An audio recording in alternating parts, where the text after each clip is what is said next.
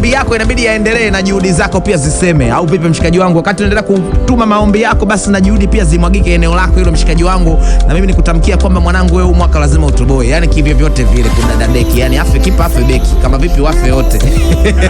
ila mwanangu, wewe lazima utoboe, yani kivyo vyote vile mshikaji wangu, endelea kupigania maisha, ndo haya kila mtu inabidi aishi.